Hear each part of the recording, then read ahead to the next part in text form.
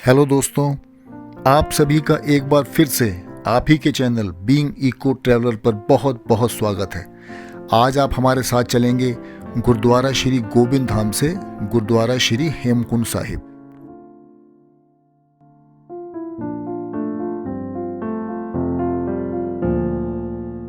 Last episode में हमने आपको बताया कि श्री गोबिंद धाम गुरुद्वारा जिस गांव में है उस गांव का नाम है घांगरिया। घांगरिया विलेज के बारे में डिटेल में हम आपको आने वाले एपिसोड में ज़रूर बताएंगे। फिलहाल इस विलेज की सबसे ख़ास बात आपको अभी बता देते हैं, वो ये कि चाहे आप श्री हेमकुंड साहिब की यात्रा पर आए हों या फिर आप आए हों वैली ऑफ फ्लावर्स देखने, रात को रुकने का अंतिम ठिकाना घांगरिया विलेज ही है।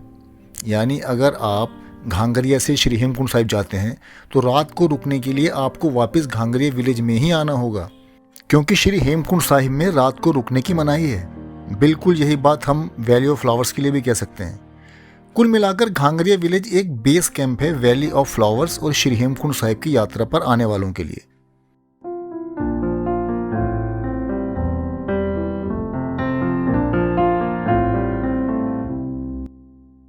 श्री हेमकुंड साहिब यहाँ से यानी घांगरिया से कहने को सिर्फ 6 किलोमीटर दूर है, मगर ये 6 किलोमीटर की चढ़ाई एकदम खड़ी चढ़ाई है। जहां घांगरिया समुद्र तल से 10,000 फीट की ऊंचाई पर है, वहीं श्री हेमकुंड साहिब की समुद्र तल से ऊंचाई है तकरीबन 15,000 फीट। तो आइए चलते हैं श्री गोविंद धाम से श्री हेमकुंड साहिब।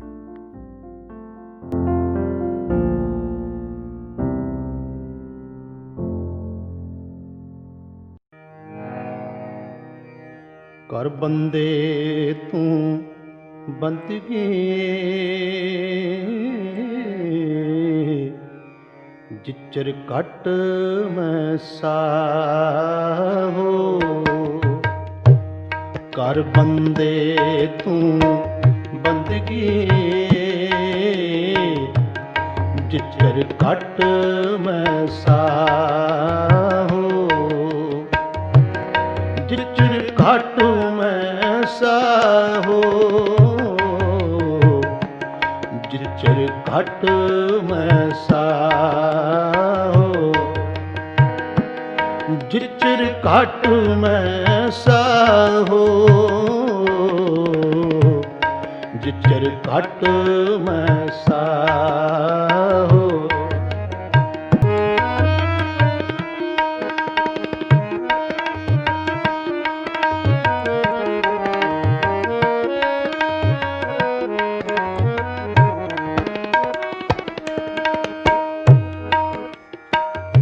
मेहरबान साहिब मेहरबान, मेहरबान साहिब मेहरबान।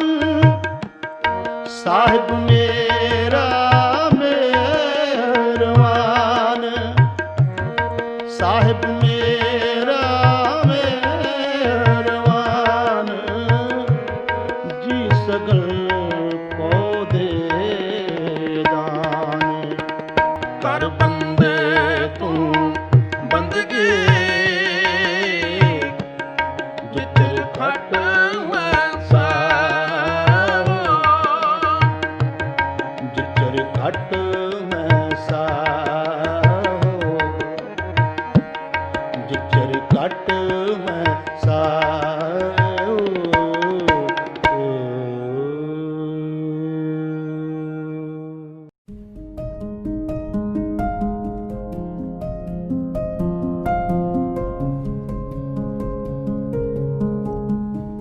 हमने ये तय किया है कि जाते वक्त हम घोड़ों पर जाएंगे और वापस आते वक्त हम पैदल आएंगे। एक घोड़े का एक साइड का किराया 600 रुपये से 1000 रुपये तक है।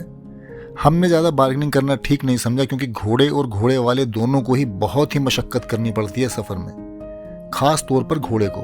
और वैसे भी 10,000 फीट की ऊंचाई से 15,000 फीट की ऊंचाई पर किसी को अपनी पीठ पर बिठा कर लेकर जाना कोई आसान काम नहीं है, बल्कि कहना चाहिए कि बहुत ही मुश्किल काम है, स्पेशली तब जबकि रास्ता एकदम खड़ा और फिसलन भरा हो।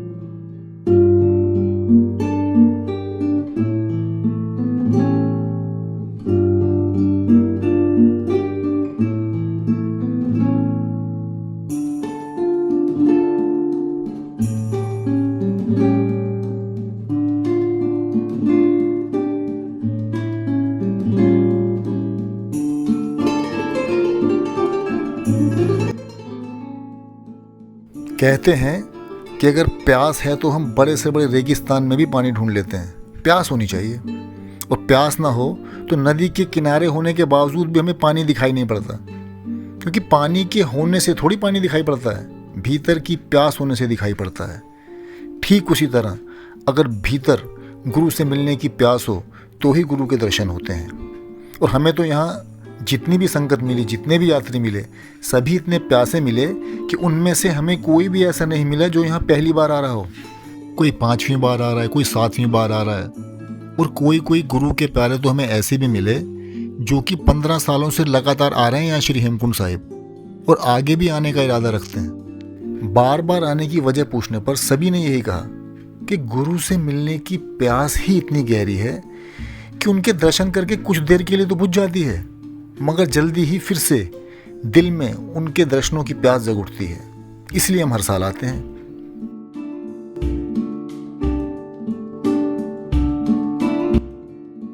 ठीक ही कहा है किसी ने, भोजन तभी दिखाई पड़ता है जब भूख लगी हो, पानी तभी दिखाई पड़ता है जब प्यास हो, और सद्गुरु के दर्शन तभी होते हैं जब हमें शिष्य होना आ गया हो। और शिष्य होने की सबसे पहली शर्त होती है कि हमें निशब्द होना आना चाहिए। मौन, खामोशी, ये पहली शर्त है शिष्य होने की। जिसके पास शब्द हैं जितने, उतना उससे अर्थ दूर है। तो मैं भी अपने शब्दों को यहीं विराम देता हूँ, क्योंकि आगे की यात्रा शब्दों की नहीं, एहसास की है, प्यास की है, और ये प्यास शब्दों से नहीं, उसके दर्शनों से ही बुझेगी।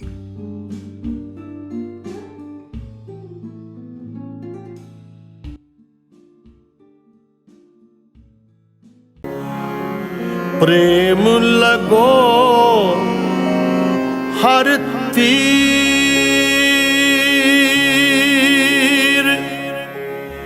मेरे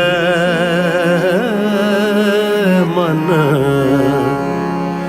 प्रेम लगो हर तीर, मेरे मन प्रेम लगो हर तीर।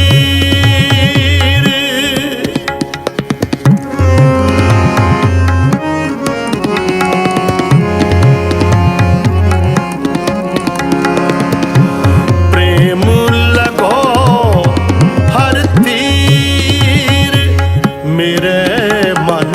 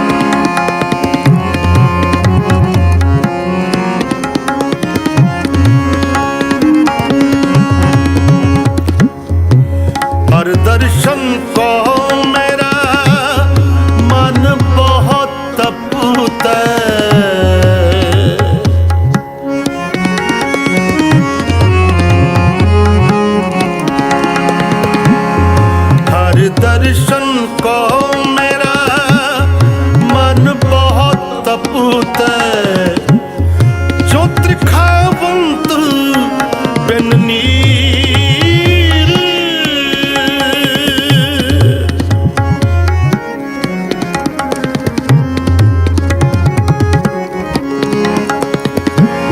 जो त्रिखावंत बिन नीर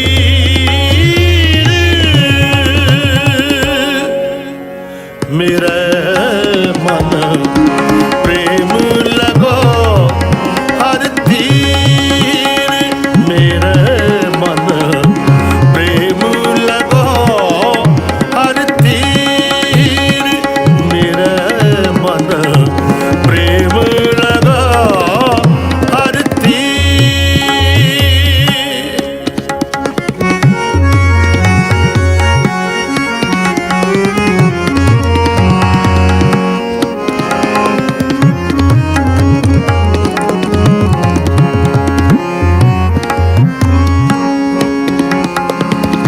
मेरे हर प्रीतम की कोई बात सुनावे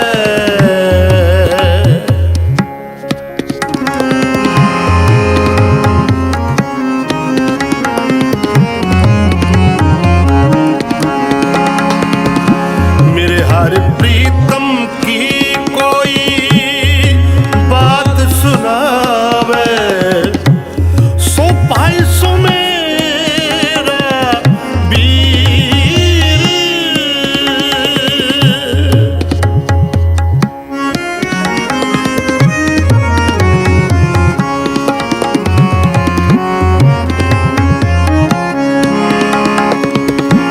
सो पाई सो मेरा वीर मेरा मन प्रेम लगो हर तीर मेरा मन प्रेम लगो हर तीर मेरा मन प्रेम लगो हर तीर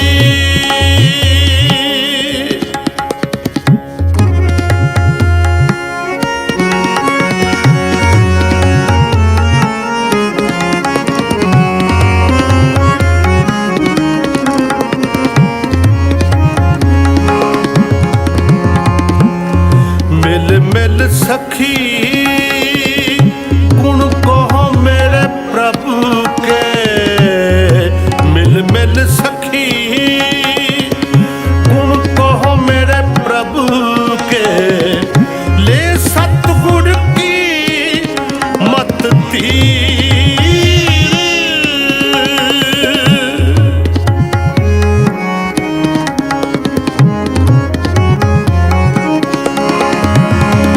ले सतगुर की मत तीर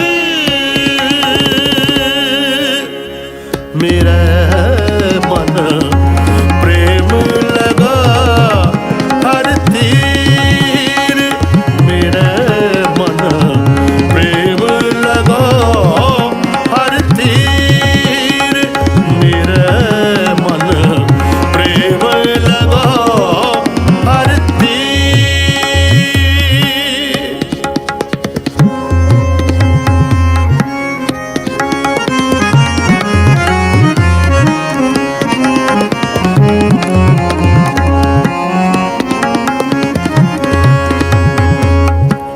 जन नानक की हर आस पुजावो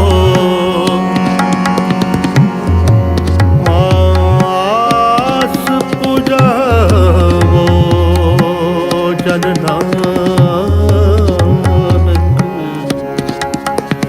के हर आस पुजावो हर आस आस पुजावो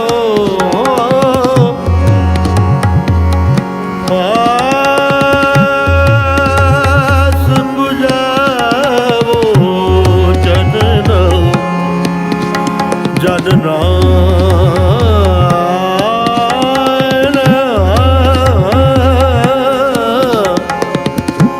जन नानक की हर आस पुजावो, जन नानक की हर आस पुजावो, हर दर्शन शात शरीर।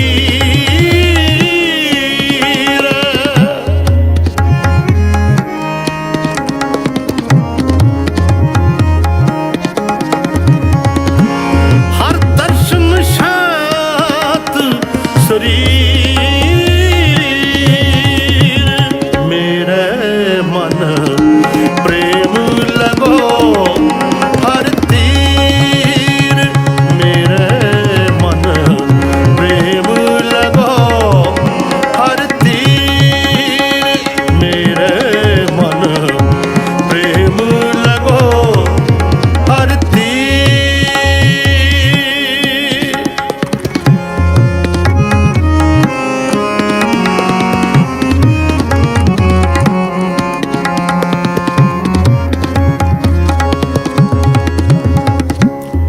हमरी बेदन हर प्रभ जाने, बेदन हर प्रभ, बेदन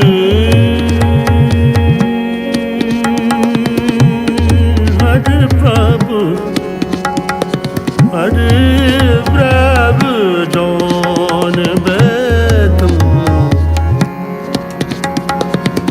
बेदान हर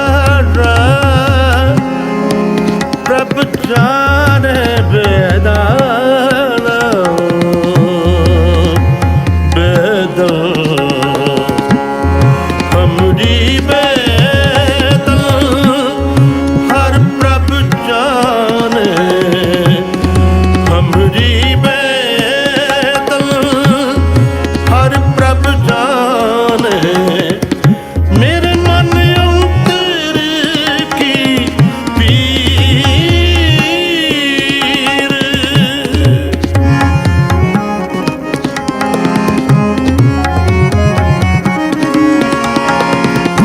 मेरे मन अंतर की पीर,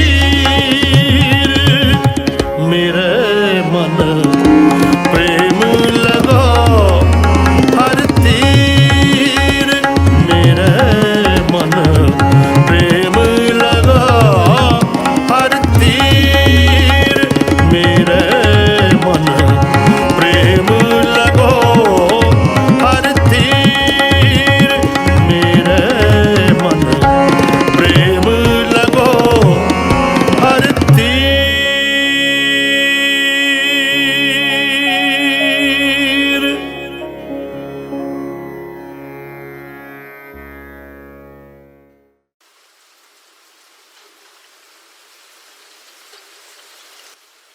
रास्ते की मुश्किलों का उन्हें क्या सबूत दूं, मंजिल मिली तो पाँव के छाले नहीं रहे। बिल्कुल ऐसा ही फील हुआ हमें श्री हेमकुंड साहिब पहुंचकर। दिल्ली से यहाँ तक पहुँचने के लिए रास्ते में आने वाली वो सारी दिक्कतें, परेशानियाँ, वो सारी थकान मानो खो ही गई हैं। अब जबकि हम श्री हेमकुंड साहिब से वापस घांगरिया जा रहे हैं, मंजिल पर पहुँचने के बाद क्या खुशी मिलती है, दिल को क्या सुकून मिलता है, ये हम शब्दों में तो नहीं कह सकते, मगर आप हमारे चेहरों पर साफ पढ़ सकते हैं।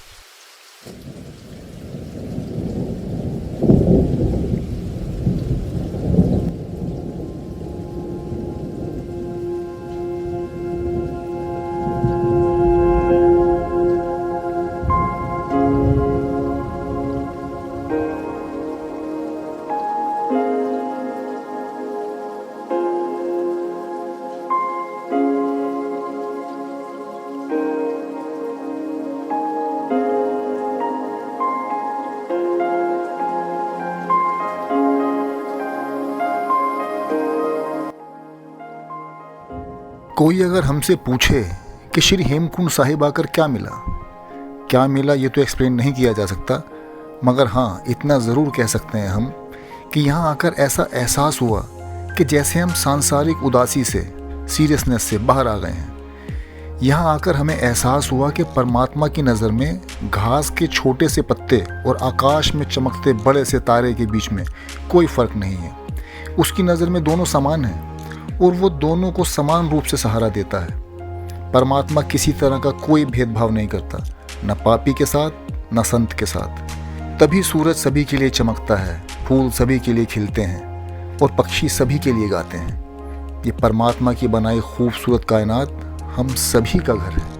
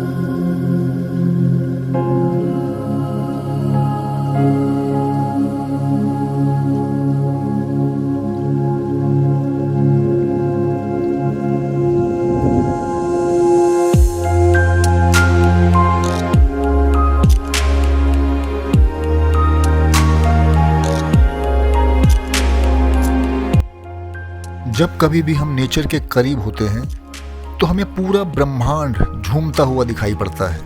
ये पेड़, ये नदियाँ, ये झरने, ये बादल, कोई भी सीरियस नहीं है, कोई भी उदास नहीं है सिवाय इंसान के। हर जगह मौज मस्ती है, हर जगह खुशी और आनंद की बात है। इसीलिए कहा है किसी ने, नेचर को देखो, नेचर को सुनो और इसका हिस्सा बन जाओ।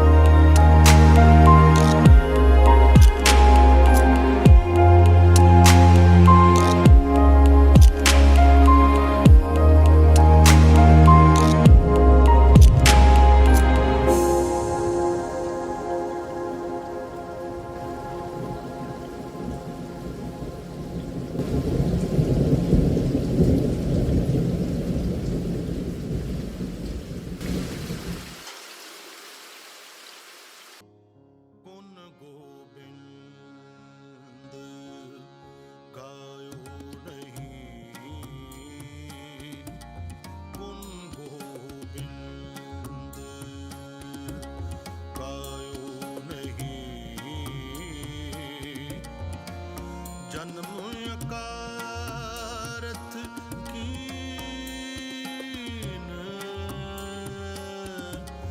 जन्म अकारथ कीन, गुण गोविंद। दोस्तों, हमें पूरा यकीन है कि हमारी ये कोशिश हर बार की तरह इस बार भी आपको ज़रूर पसंद आई होगी।